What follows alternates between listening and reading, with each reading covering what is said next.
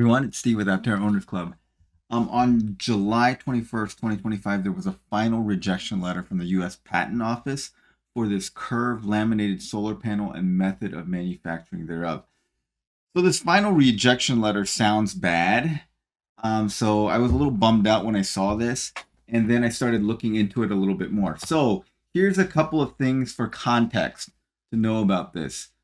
If you look at Aptera's on Google Patents, you can see that there are multiple patent applications for this curved laminated solar panel and method of manufacturing thereof. So you see there's multiple here. The reason that there's multiple is a couple of reasons. One is there are multiple patents at multiple jurisdictions. So there's one for the EU, one for Great Britain, one for Mexico, one for China. So you have to get a patent in every jurisdiction. There's not like a international patent, which seems weird. So you could theoretically have a patent that's granted in the US and denied in the EU or vice versa, and it would offer you protection in that market but not in the other market for the same thing, which seems odd, but that's just the way that law works right now. The other thing is there's actually two patents for the same thing that were submitted within a few months of each other. And so this is the one, 169,576.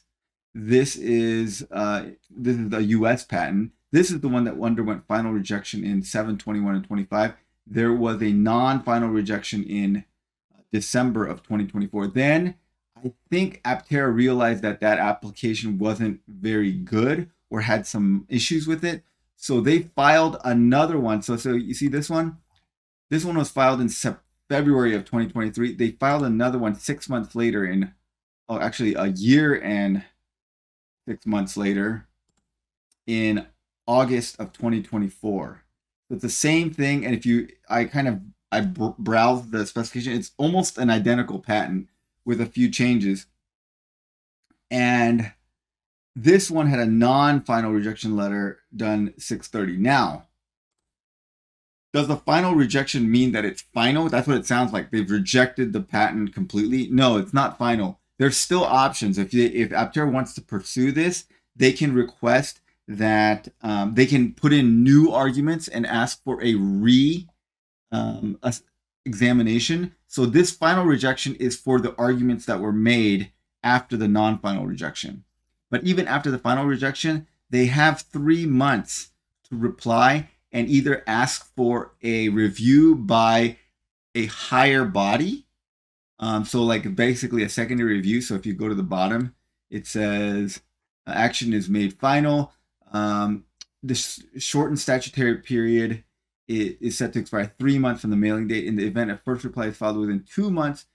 So they have like a 3-month period to respond. So their options are they can ask for someone else to review it, like ask the supervisor to review it, or two, they can submit new arguments and then for a re-examination. So a final rejection does not mean that you can't use that patent application is dead in the water, although it does sound like that. However, I think what Aptera is going to do is they're going to give up on that patent, and I believe this is the stronger patent, and they're going to go into pursue this one because they did some minor changes in here, and I believe they think that this is a stronger application.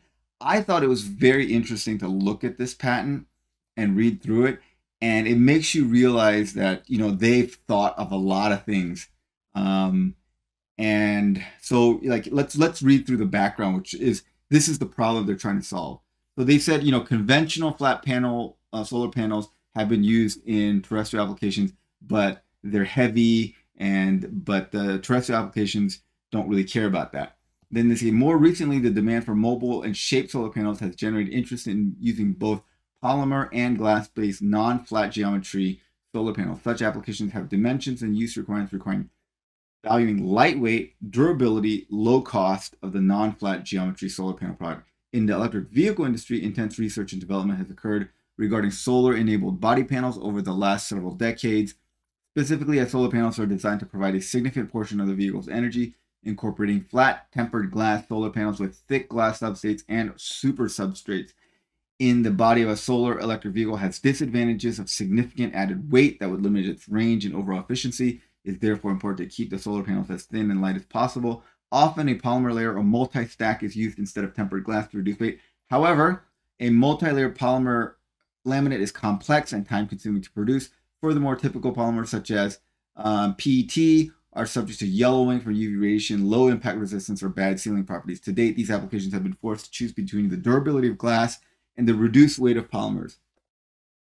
In non-planar or mold-based laminators, the laminates may be loaded into the lamination chamber as a combination of flat, flexible, or preformed sheets. In addition, post-lamination shaping can occur, as for example by vacuum forming or pressure forming. Using these techniques, shape lamination of solar axes with two axes of curvature has been demonstrated. However, shaping of the solar panels in two dimensions has not due to techniques where a two-panel curvature has been accommodated by uniaxial bending of the solar panels. All right. So then they talk about the things that they're worried about. Vehicle body panels typically have complex shapes and harsh environment operability and durability requirements. Manufacturing solar panels having complex geometries is challenging for a variety of reasons, including damage or destruction to delicate solar cells due to the conventional manufacturing process. The primary reason for failure may be attributed to normal and/or shear stresses caused by the simple, complex bending, torsion, or other deformation within the solar cells, which exceeds the ultimate strength of the material, leading to immediate or premature failure. As a result, bending of solar cells to match complex panel shapes using conventional manufacturing processes has heretofore been difficult to achieve in high volume or high yield manner. So what they're saying is the conventional way of just like pressure forming it, you break the cells. So they have a way, they're saying that they have a way of doing it without breaking the cells or causing them to have premature failure. Other modes of failure may occur once the solar panel is in use. For example, exposure to the environment. A primary environmental risk factor is water ingress into and between the layers of the solar panel. So this is a big issue. Moisture can enter along the perimeter of the panel or through exposed polymer layers such as polycarbonate if present. So this is something I remember people were having an argument over Discord that some people were saying like that's an important thing and other people were like, well, that's not an important thing. But yeah, it's an important thing. Having water ingress in between the layers of the solar panel is like is one of the primary factors against it. So it can enter because the lamination isn't good, or if you have polycarbonate in there, polycarbonate evidently can kind of let water in more easily. Once moisture enters the laminate assembly, environmental thermal cycling such as freeze-thaw cycles may cause the layers to delaminate.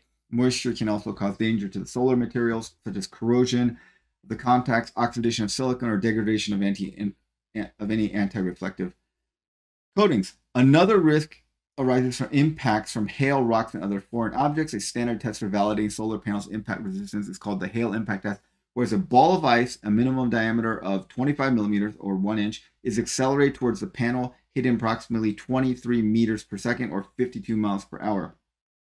Successful test will demonstrate no damage to the solar cell. And remember, we've seen several videos of Aptera doing this exact hail test where they're shooting ice balls at the panel and their panel survives that with no problem. Third risk, specific to vehicular solar panels, is that the top layer is easily cracked, nicked, or dented from airborne debris, sometimes referred to as road rash, thereby reducing the visual appeal of the body panels. Therefore, advantageous to be able to choose the exterior layer of the solar panel based on expected environmental exposure. So they want something that's high efficiency, low weight, high durability, reliability, and aesthetic shape, and can keep the water out of there. So let's look at what they're proposing. If you look at this, look at the pictures. Okay, so here's the pictures. This is basically their method for a glass panel, and evidently some version of this is what's being used. So in this thing, you have the solar cell sandwiched between two layers of glass with a polymer adhesive layer that sits in there. And they talk about using an adhesive that that is a pressure sensitive adhesive, and not a thermally sensitive adhesive. And that's supposed to be better somehow for protecting the solar cell as they mold it into shape. This is their more complex layup for the polymer. For the polymer, you have a ePTFE on either side, and then polycarbonate stabilization layer, and then adhesive layers between each of this. So this is a 1, 2, 3, 4, 5, 6, 7, 8, a 9-layer setup. So this is 3 layers, or 4 if you consider adhesive, versus 9 layers. And then they talk about a way of creating a flange to cut to cover the edge of this of the solar panel. You can bend the one side of the laminate down to kind of cover the edge like that. Or this is the frame material, and you can make a little end cap on it and then have it mechanically lock into the frame. So this is something that they've definitely thought about. And then they have the process. Oh, this is a way of they're saying that you can make relief cuts into the panel to make it have a better shape. And this is their process. Basically, let me tell you what. So I'm not going to go through this. You guys are welcome to look through this on your own. It's on Patent Center at uspatentoffice.gov. But basically, why did they reject it? They rejected it because the examiners thought that it was obvious, that it was not novel, because they thought that having this system and having a panel bent in 2 axes was basically an obvious thing from previous patents. The previous patents talk about one-dimensional bending of the panel, and they don't talk about 2-dimensional bending of the panel. And Aptera argued that the 2-dimensional bending of the panel was their novelty, and the examiner thought, well, the difference between 1 dimension, 2 dimension, not a big deal, and so rejected it for that reason. So we'll have to watch and see how it goes. But mainly, I thought it was interesting that if you read through this patent, they have talked about, they know the issues. They know about the impact. They know about water ingress. They know about road debris hitting it. They know about vibrations. They know they've thought about all these things, and in this patent they outline ways they plan on managing those things and engineering solutions to those things. So I mean, it just goes to show these guys know what they're doing. The solar panel is definitely designed in a way to mitigate water ingress, hail damage, impact damage, road debris damage, and have longevity. They even talk about if you bend the IBC solar cells too much, you can have like polymerization from the aluminum layer to the silicon layer. That's something I was totally unaware of. And they've talked about like how they can get away from causing that kind of alloying to cause premature damage to the solar cells. So they've thought about a bunch of things. Like, chances are, if you've thought about it, they've definitely thought about it. And you can read through this entire 40-page document and realize for yourself that they've talked about it. But anyways, this final rejection number 1, I found out looking into it, is not a final rejection. You can still ask for more arguments or a review by a different person. And then number 2, I believe they're going to give up on that patent anyway, because they submitted this other patent, which they feel is better, about a year and a half later.